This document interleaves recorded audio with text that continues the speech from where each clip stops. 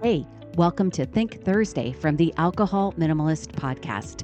Think Thursday is all about your beautiful, brilliant human brain. We're talking neuroscience. We're talking behavior change. We are talking about your mindset. Are you ready to get started? Let's go. Hey there, welcome to Think Thursday from the Alcohol Minimalist. It's me, Molly, and I am here this week talking to you about something I hope you're going to really enjoy. It's been inspired by a book that I recently read, last year's book by Brené Brown called Strong Ground.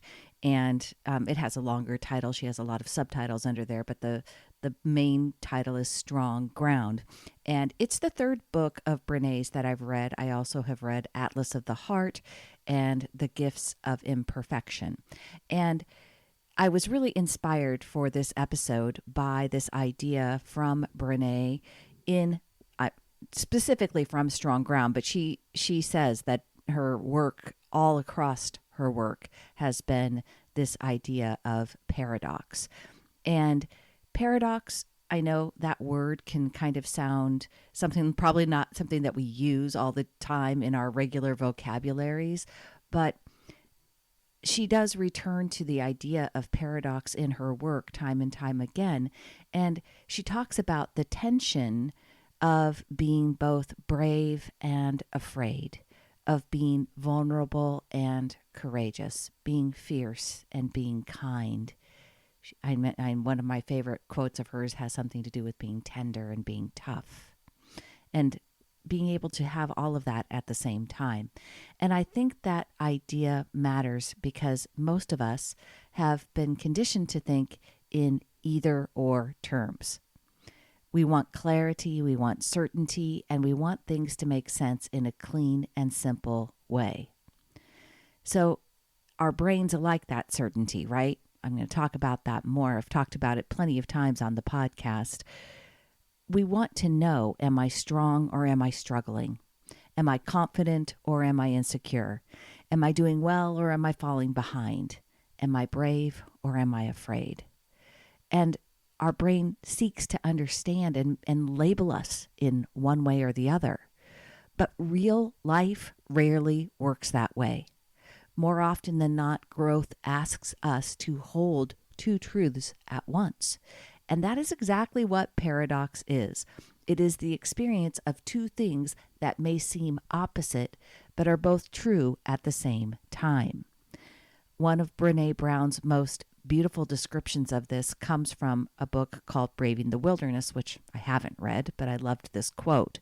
She writes, "The mark of a wild heart is living out the paradox of love in our lives.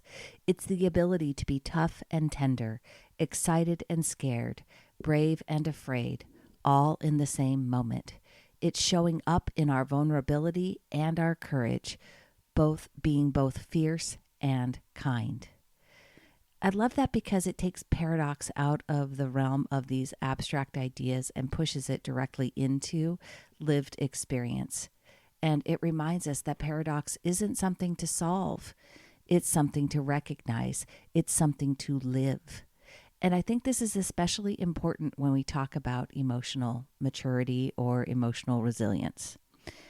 A lot of us have quietly absorbed the belief that maturity means having things figured out, being emotionally steady all the time, or no longer feeling conflicted. We imagine that emotionally resilient people are certain people. They are resolved people. They are people who don't wobble. But I don't think that's true at all. I think emotional resilience has much less to do with certainty and much more to do with capacity.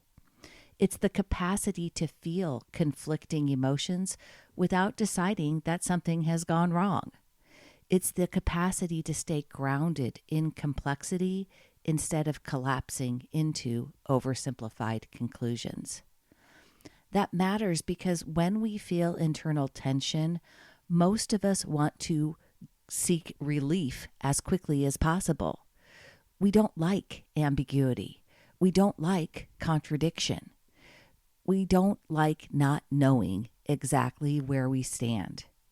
So the mind does what the mind so often does. It looks for the fastest way to reduce discomfort. It picks a side. It labels the situation. It creates a simple story. If I'm scared, maybe I'm not ready. If I'm struggling, maybe I'm not strong. If I still have doubt, maybe I'm not really committed. If this feels hard, maybe I'm doing it wrong. But that is often not clarity. It is just discomfort asking for a quick answer. And this is where Brené Brown's ideas on paradox are so useful, because they can help us see that two seemingly opposite experiences can coexist without canceling each other out. You can be afraid and still be brave. You can be tired and still be intentional. You can be deeply compassionate with yourself and still hold yourself accountable. You can be grateful for your life and still want to change something about it. None of that is contradictory. It is simply human. From a neuroscience perspective, it makes sense that paradox can feel uncomfortable. We've talked about it many times. The brain likes certainty. It likes efficiency. It likes patterns. It is a prediction machine. And it likes to make quick conclusions because that helps it conserve energy and create that predictability. Ambiguity takes more effort. Complex ideas, complexity asks more of us. Holding two truths at once that are contradictory can feel unsettling because the brain would often prefer a cleaner and simpler answer. But just because the brain prefers it doesn't mean that certainty is always where wisdom lives. In fact, when it comes to growth and behavior change, our need for premature certainty can actually get in the way. If we insist on reducing everything to either or, we lose access to nuance.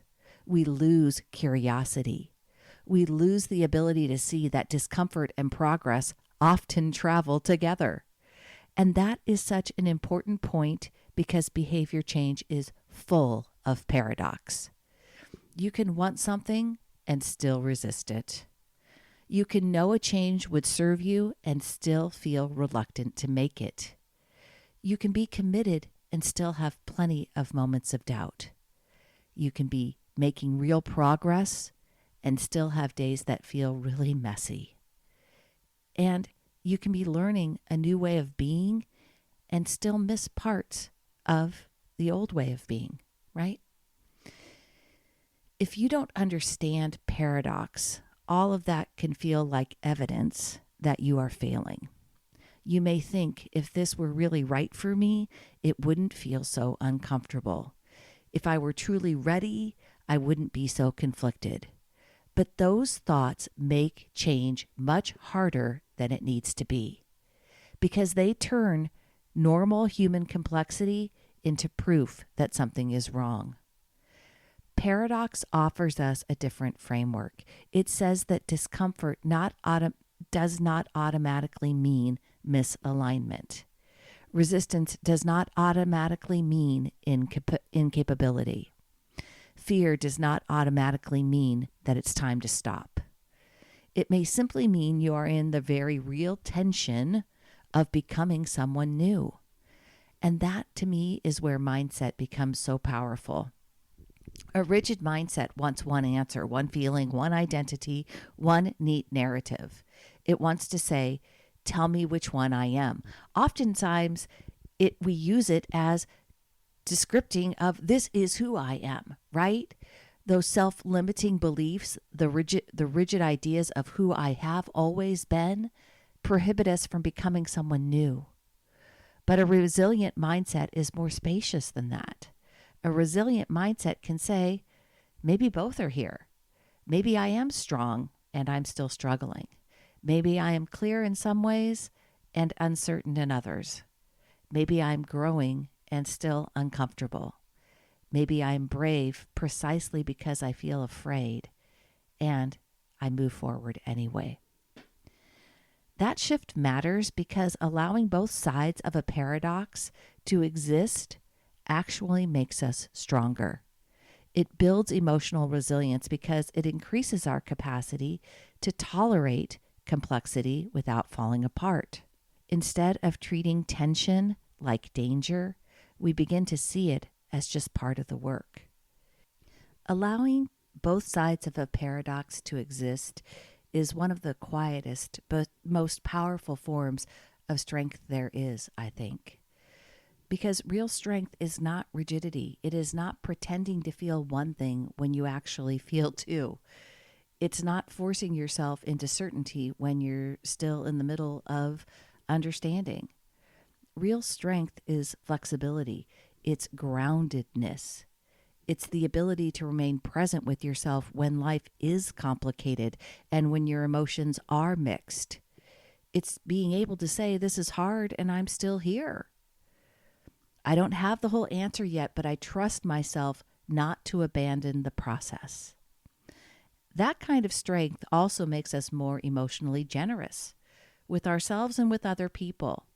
When we understand paradox in our own lives, we stop expecting ourselves to be all one thing all the time. We stop flattening our identity into whatever we happen to feel in one moment.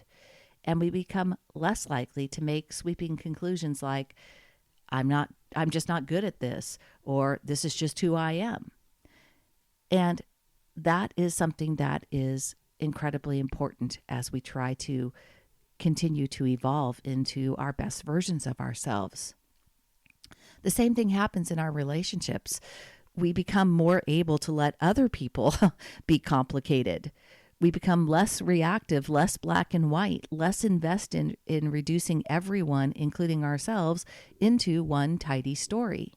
And that is emotional maturity, emotional resilience. Not becoming less emotional, not becoming perfectly composed, not reaching some mythical point where life no longer feels contradictory, but becoming more capable of holding complexity without rushing to escape it. Becoming more able to tolerate the tension between those opposite truths without tapping out the moment it feels uncomfortable. Because growth often asks that of us, right? It asks us to stay present when we feel both hopeful, and uncertain. To stay open when we feel both strong and tender. To stay engaged when we feel both fear and desire. To let that paradox exist without trying to force it into one simple answer. When we do that, something important happens. We become less brittle, less reactive. We become less dependent on external certainty or perfect emotional conditions before we take action. We begin to trust that we can survive complexity, that we can hold that tension, that we don't have to resolve every contradiction immediately in order to move forward. And that is resilience. It's not about eliminating discomfort. It's about increasing our capacity to remain grounded within it. So maybe the invitation today is to notice where you are demanding an either or answer from a situation that actually requires a both and. When are you making life harder by insisting on simplicity when the deeper truth is more layered than that? When are you assuming that if two things are true at once, something must be wrong? Maybe nothing's wrong. Maybe you are simply in the tension of being human. Maybe you are in the middle of a paradox. And instead of solving it, your work is to let it teach you something. Maybe you can be both tired and committed. You can be healing and still hurting sometimes. You can be both fierce and kind. And maybe allowing the truth that both sides exist without collapsing into the other is exactly what will make you feel stronger. So here's my question for you this week. Where in your life are you forcing an either or answer when what's really being asked of you is the emotional resilience to hold both and.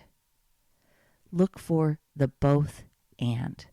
Look for the idea of that tension and allow it to be there and learn from both sides.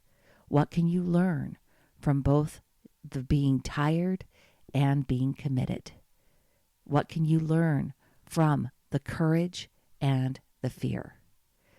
Both and, not either or. All right. Go check out Brené Brown if you haven't already. I loved Strong Ground. It's really a book on leadership, but I think we're all leaders in our own lives. So I think it's valuable for anybody.